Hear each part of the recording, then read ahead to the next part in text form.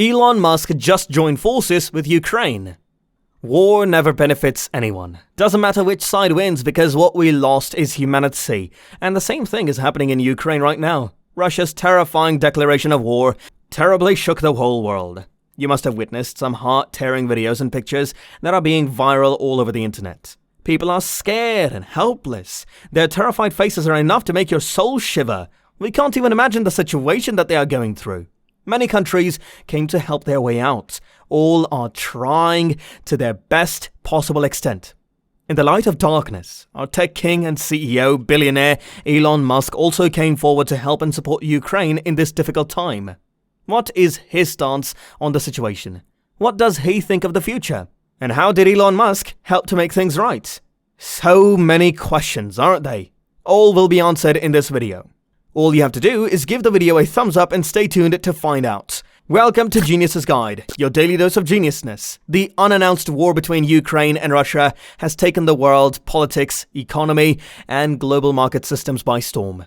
But do you know tension between Russia and Ukraine hasn't aroused recently? Russia and Ukraine have been at odds for a long time.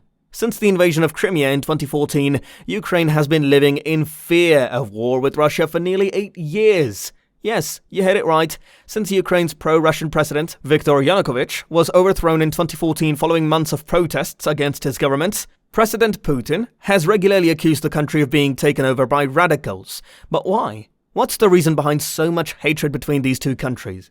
Ukraine, a democratic country of more than 44 million people with more than 1,000 years of history, it is one of the biggest countries in Europe by area after Russia. It voted overwhelmingly for independence from Moscow after the fall of the Soviet Union and says it aims to join the NATO and the European Union. You must be wondering what NATO is and what does it actually do. Actually, NATO stands for the North Atlantic Treaty Organization. NATO was created in 1949 by the United States, Canada, and several Western European nations to provide collective security against the Soviet Union. In response to increasing tensions and security concerns, representatives of several countries of Western Europe gathered together to create a military alliance. To secure their future in peace, many Western European countries are willing to consider a collective security solution. Therefore, Great Britain, France, Belgium, the Netherlands, and Luxembourg signed the Brussels Treaty in March 1948.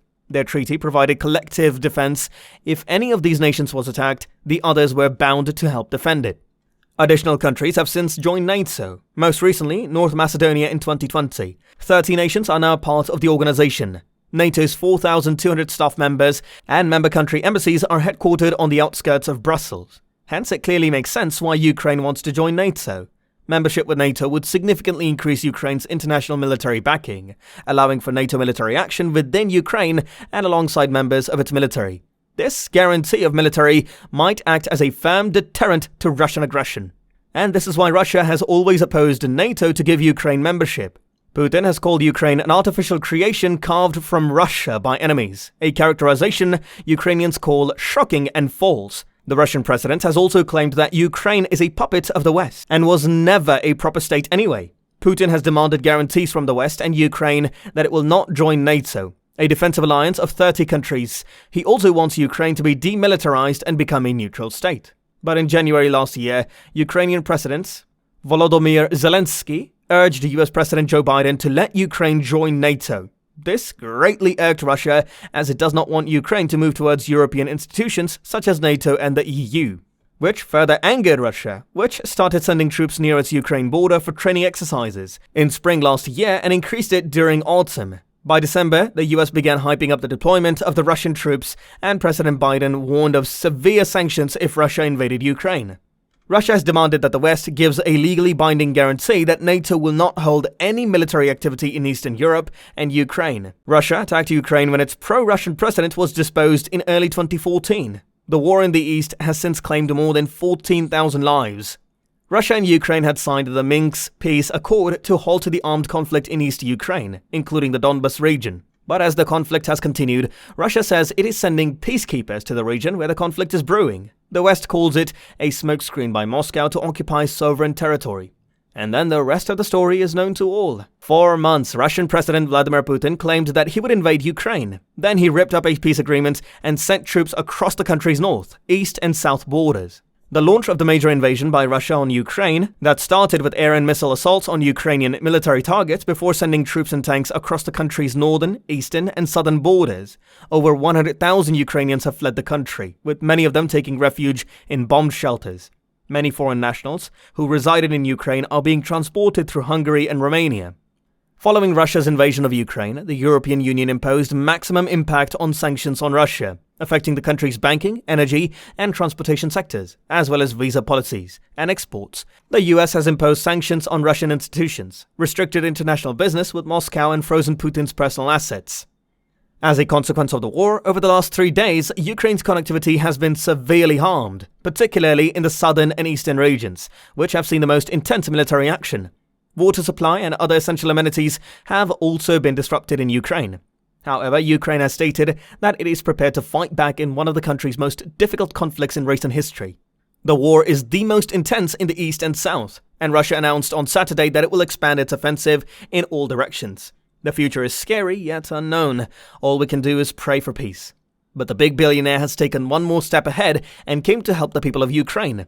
Billionaire businessman Elon Musk has assured Ukraine that his company SpaceX will provide its Starlink satellite broadband service in the face of a Russian invasion that has disrupted the internet in the country. On Saturday, Ukraine's vice prime minister made a plea for help directly to Elon Musk. But why only Starlink? Actually, Ukraine's government has made ample use of web services, such as the Telegram messaging app, to keep citizens informed of its wartime efforts. And ministers evidently continue to be active on Twitter. But regions hit hardest by fighting have experienced internet outages, and it's possible Russian troops could target Ukraine's internet infrastructure, such as transmitter towers, as the war continues. Starlink is a satellite-based internet system that SpaceX has been building for years to bring internet access to underserved areas of the world. It markets itself as ideally suited for areas where internet service is unreliable or unavailable. And hence, Fedorov, who is also the Minister of Digital Transformation, tweeted about it, tagging Elon Musk. He said, "While you try to colonize Mars, Russia tried to occupy Ukraine. While your rockets successfully land from space, Russian rockets attack Ukrainian civil people. We ask you to provide Ukraine with Starlink stations and to address sane Russians to stand." Some 10 hours later, Musk responded, "Starlink service is now active in Ukraine," adding, "More terminals en route." Isn't it great? Isn't Elon Musk great? Fedorov's response to his announcement was as follows: "Starlink terminals are coming to Ukraine. Thank you, at Elon Musk. Thank you everyone who supported Ukraine." On Friday, SpaceX launched its second batch of Starlink satellites, which gave internet access to paying customers all around the world. Over 1,700 satellites have been launched by the business, with several passing over Ukraine. According to the EMEA Tribune, Ukraine has no ground stations that will allow Ukrainians to use the network. However, the station closest is in Poland's Wola Rogowska. Our belief in humanity gradually increases when someone like Elon Musk comes forward.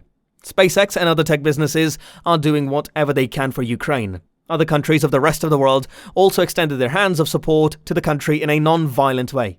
Hope things will be okay soon. All we can do is pray for peace. What is your stance on the war? Comment down your insight below. And if you like the video, then make sure to give the video a thumbs up and subscribe for us to provide you with more must-know developments in finance and technology. See you soon in the next video. Until then, peace.